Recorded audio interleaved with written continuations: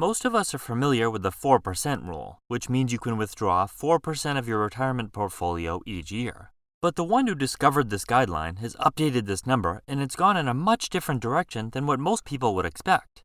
In this video, we'll take a look at the new safe withdrawal rate, as well as some critically important information about the guideline that you need to consider before using it, as well as discuss perhaps the biggest factor influencing safe withdrawal rates that most people completely overlook.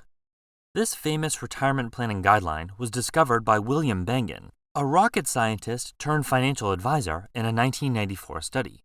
He analyzed historical market returns and found that a 4% initial withdrawal rate would have been safe for a portfolio for 30 years. This means you can safely withdraw 4% of your retirement portfolio in your first year of retirement, then adjust that amount for inflation each year, with a 100% chance your money will last at least 30 years based on historical figures. For example, if your portfolio is worth $1 million on day one of your retirement, you withdraw $40,000 during the first year, adjusting the $40,000 for inflation for year 2 and subsequent years.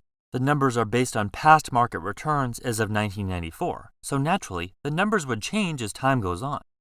Even though the portfolio was tested based on a 30-year period, in all likelihood, withdrawing about 4% of your portfolio is more than likely going to last for a much longer time, even a couple of hundred years, according to Bengen in a recent interview. Some of us mistakenly think that the rule states that if you pull out 4% per year, you'll have nothing left after 30 years, but in almost every case, you'd be wealthier after 30 years, even after adjusting for inflation. Only in bad scenarios would your level of wealth actually stay the same.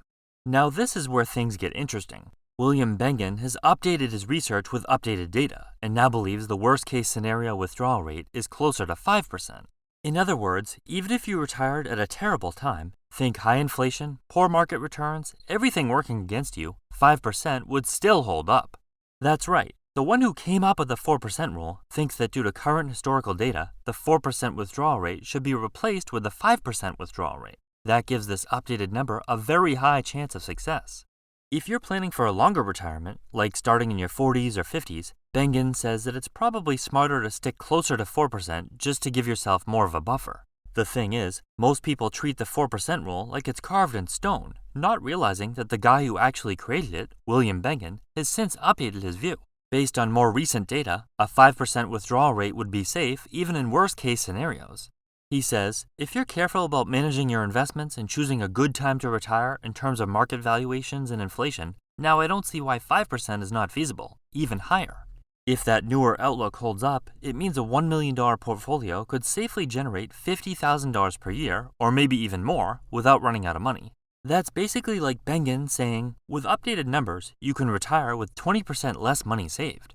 That's a huge deal when you think about how long and hard people are working to hit their retirement targets. A lot has changed since Bengen's original research back in the 90s. Market dynamics, inflation trends, bond yields, and it's only natural that the numbers should evolve too. Withdrawing 4% was designed around the worst-case economic scenarios available at the time the original study was published. That means if you happen to retire at the absolute worst time, think sky-high inflation combined with terrible stock market performance, you could still safely withdraw 4% per year from your portfolio and be almost guaranteed that it would last 30 years. And in reality, most historical scenarios showed it lasting much longer than that. The 4% rule was a really conservative baseline at the time the article was published. Even with this updated worst-case scenario, you can still safely withdraw about 5% now and still be on solid ground. But if you retire at a good time, that number could realistically be even higher. Of course, past performance doesn't guarantee future results, but we have to base our planning on something, right? Bengen's analysis is not a crystal ball for what will happen in the markets. It's not about forecasting the future with perfect precision. It's more like a stress test. It looks back through over 90 years of market history and asks, what if we retire into the worst-case economic scenarios we've seen before? The idea is that if a strategy could survive those historical downturns, like the Great Depression, stagflation in the 1970s, or the bursting of the dot-com bubble, then it stands a decent chance of holding up in the future, assuming the challenges we face aren't dramatically worse. It's not perfect, but it's a far more rational approach than just guessing or assuming everything will always go well, or poorly. Bengen's analysis relies on a 50-50 split of stocks and bonds, which has worked well historically because bonds help smooth out the rough patches in the market. But today, many people aren't keen on holding that much in bonds. They're seen as offering low returns, especially with interest rates being pretty low. The problem is, if you cut back on bonds, you're adding more stocks to your portfolio, which could boost returns but also raises risk. Without bonds providing stability, you're more exposed to market ups and downs, and that can lead to bigger swings in your portfolio's value. While a higher stock allocation could mean more growth, it also means more risk. So if you're not comfortable with that, you'll need to decide if you're okay with the volatility or want to find a balance that works better for you. Bengen says that extended periods of high inflation is the biggest threat to a retirement portfolio. Even if your investments are performing decently, inflation quietly chips away at your purchasing power, forcing you to withdraw more money each year just to maintain the same standard of living. Bengen's guidelines account for this by allowing you to adjust your withdrawals each year based on inflation. But here's the thing, those increases are permanent. If inflation spikes to 10% one year, your withdrawal amount jumps by 10% too, and it stays at that higher level going forward. Even if inflation cools off later, those numbers aren't coming back down. That means that a few years of high inflation early in retirement can permanently raise your withdrawals, putting extra pressure on your portfolio to keep up. Now you might be thinking, what if the stock market is flat for a really long time? These returns we've been getting lately can't last forever. And that's a fair concern. A lot of people are worried that today's valuations are too high, or that future returns won't look anything like the past. But here's the thing. The original analysis already baked in some of the worst market conditions in history. It wasn't based on cherry-picked boom years. It looked at retirement scenarios going all the way back to 1926, which includes the Great Depression, World War II, the stagflation era of the 70s, and other turbulent times. Interestingly, one of the worst-case scenarios in the dataset was someone who retired in 1966. Why? Because from 1966 to 1982, the S&P 500 essentially went sideways. 16 years of no real growth, especially after adjusting for inflation. Imagine retiring right before that. Markets flat, inflation high, interest rates through the roof. One of the key factors people often overlook is how flexible their retirement spending can be. The 4% or now 5% rule assumes you're taking a set percentage out of your portfolio each year, regardless of how the market's performing or how high inflation is. But in reality, things aren't always that straightforward. If the stock market takes a dive right after you retire and your portfolio drops by 20% or even 30% and your $1 million portfolio drops to $700,000, that $40,000 in withdrawals is now almost 6%.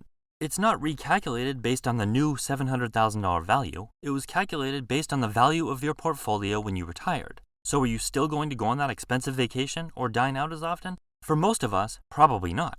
Being able to adjust your spending, like cutting back on non-essentials or delaying big purchases when your portfolio takes a hit, can have a huge impact on your long-term financial success. If you can reduce your spending during a market downturn or be a little more conservative during periods of high inflation, it can really help things out. People who entertain the option of working to some extent if things aren't looking too good, particularly during the earlier years of retirement, have a much more secure portfolio, in which case withdrawing 5% might be too conservative for them. It doesn't have to be returning to full-time work. Even a part-time job can make a big difference. The ability to adapt to tough market conditions is a big factor that many people underestimate, but it can make a huge difference when it comes to how much you can safely withdraw. And a lot of people overlook this, thinking they'll rigidly be withdrawing set amounts each year. It's hard to even explain how much of a difference a little flexibility can make in these cases. There's no sure thing when it comes to long-term planning. We can't predict what the future holds, so there's always some uncertainty. Bengen's safe withdrawal rate will depend on things like how long you plan to be retired, how much money you've got in bonds, and how flexible you are with your spending and earning once you've retired.